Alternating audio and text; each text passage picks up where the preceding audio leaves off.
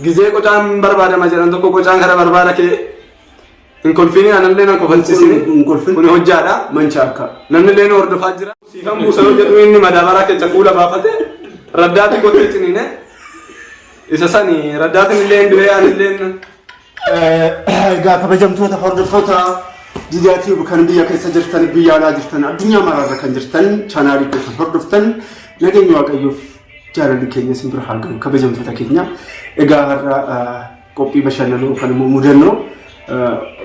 boleewwan kiyya lamaan fidanii dhufan mudannoo keenya so laanjaanii isin hunduu kabajamtoota keenya mudannoo kan haga dhumaatti akka hordoftaniin isin jedhe akkasumas immoo warreen chaanaalii kana haaraa taatan akkuma isin yeroo maraa subscribe share gochaa ta'u maatii keenya akka taatan hordoftoota keenya akka taatan isin jedha horaa bulaa kabajamaa kan nagaa fayyaa jirta jirra galan salaama nagaa jabbileen nagaa wanno re'een fi akkasumas fardummoo nagaa naguma hunduu naguma hoolanii fi gaangeen naguma harreen illee naguma jabbileen nagaa eeffanni nagaa horii bulii bakka jirtutti mee maqaa kee warra isaaniif yaadee jiru anilleen kinoo badhaasa birboon jedhama badhaasa birboon jedhama badhoo jedha yoo dhaga'ullee baattan badhaasa birboon jedhama Ashi inaariin kaasuuta zanaacha naaru aari gaafu maangoon hin jettanii kinoo isinillee baga nu jiraattan warri ala jirtan warri as jirtan baga nagaa taatan kuma walii galaa wal bira nu jiraachisuu nu hordofaadha kana yaada qabda jedhi kan Ikaneen yaadi waan miidiyaa dhahaa dha moos rakkam viidiyoo meeqa wajjin hojjennee kaaniin mushirraa dhufu maangoon yaasan hayyee kabajamoo Didaa YouTube jirtu nagaadha alaama sadaa irra relaxite zanaa ilmi maakatu buna jiru taatu eeshi tu hayyee nuti har'a obbo Didaa bira baadiyyaadha karaa magaalaa isa bira dhufne inshallah karaa mana isaanii nu fudhatee dhufee har'a kinoo qophiidhaan isin nu hordofaa jenna kinoo Didaan nu boonsaa jira nu bashannansiisaa jira ammaa fi homaa waan tokko nutti nan qanne mee amma walumaan laalaqa wanni inni nu hojjechaa jiru sirriitti nu hordofaa hin jedha. Alright. So badhaasaa birboo egaa mudannoo ati qabdu jechuudha mudannoo tokko moo lama qabdu? Tokkoon qabaa jirtu. Eeshi. Mudannoo sunillee ni beektaayoo dhagaamullee baate shifeeran ture. Eeshi. Shifeera ayisuustan ture jettanii innaan karaa deemu kana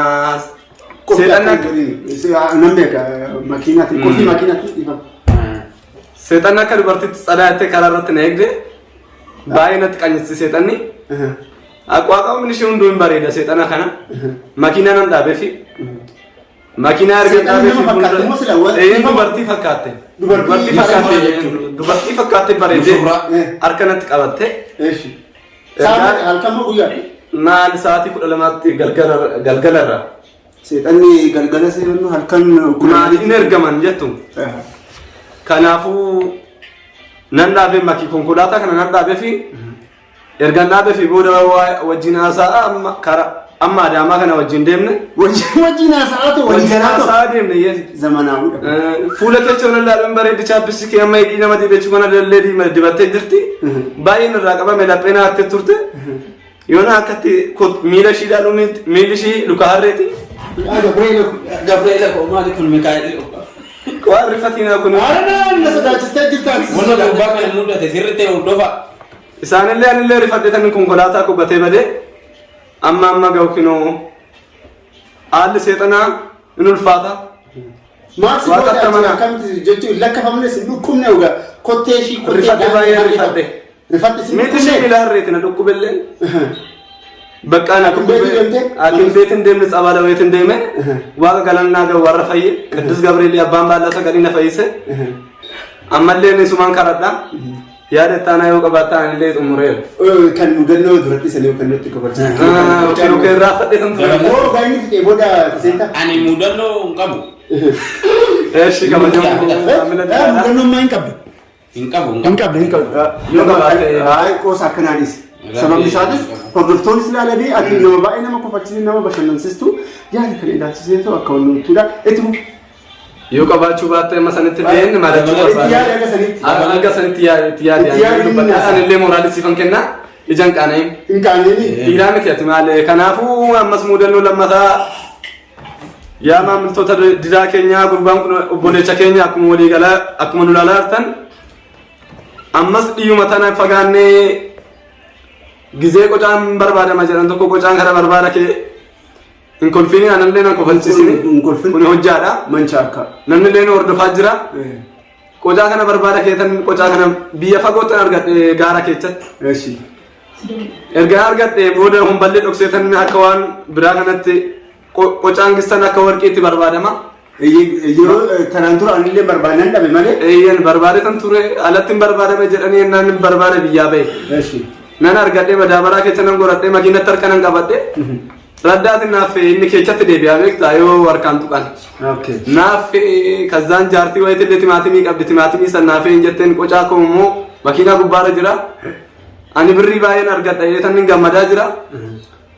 kazzaan amma maare namittiin illee timaatimii fe'attee raawwattee naa katamaa san katamaa hin geesse katamaatti naa buusu yoo tuuni qocaan koo timaatimii jaartiidhaaf ta'e kazzaan naa buusu yoo tuuni qocaan akkatti raddaatilleen miila qabatee raddaatiin rifatee makiina irraa lafaan hodhee anillee qocaa kootillee dhabee lifaatii kiyyallee dhabee namni raddaatiin isin du'e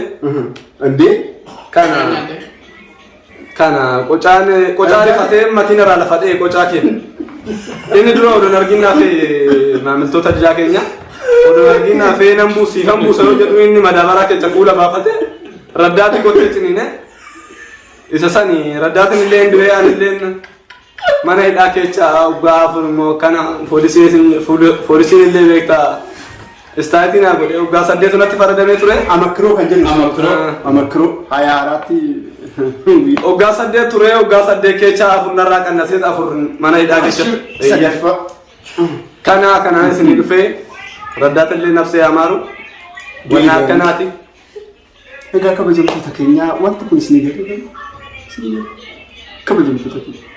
ani baay'ee ittiin bohaara ittiin bashannanaa maalum malee ammas immoo jechuudha obboleessi kiyya jechuudha ibidda kiyya koo dhagaa tiraasiniin Anta kan delloo takka qaba. lamma qalbii dhugaa akkanaa viidiyoo Hin qabu baay'ee delloo. Akkoo Kamila. kan biraan jiru Sammuutti na dhufne beektaa. mee rabbi waa'ee jaalallee kiyya jaalallee Bidaamutti na dhufne sammuutti. mindinuu nagaya kabajamtoota keenya hin qabu mudannoo jechaa jira guyyaa biraatu chaanaalii kiyya balleechaa jira hordoftoonni ittiin bohaaraa ittiin bashannanaa jiran gidduudhaan yaa dhaabbatanii jiran Harraaf kana naa bashannanee yeroo biraa itti yaadne sirsiraa kan parsantii 100 keessa 100 isaan kofalchiisne isaan bashannansiisuu qabannee kaayyoo qabna kaayyoo qaba inni illee akka harraa kanaa miti boru hin kaayeffanne. hin kaayeffanne arri akka boruutii miti boru akka iftaanitii miti namni kun laphee jabeeffachaa waan deemuuf kanaafuu irra laalinaa jechuu barbaanne ta'e maamiltoota didaa keenya kanuma baay'ee keessi koo gammadasi aares jira sababni isaatis isumatu viidiyoo hojjennaa mudannoon qabeeri amma garuu raffate maal zamanni akkana dubbiin akkana jechuu barbaadatanii hordoftoota keenya akka ittiin bohaaraa fi bashannanaa jirtan abdii guddaan qaba kabajamtoota hordoftoota didaatiin egaa yeroo biraa amma wal agarratti isin hunduu nagaan naa ta'aa torban gaarii fi guyyaa gaarii isiniif haa ta'u horaa bulaa nagaan naa jedhaa ciao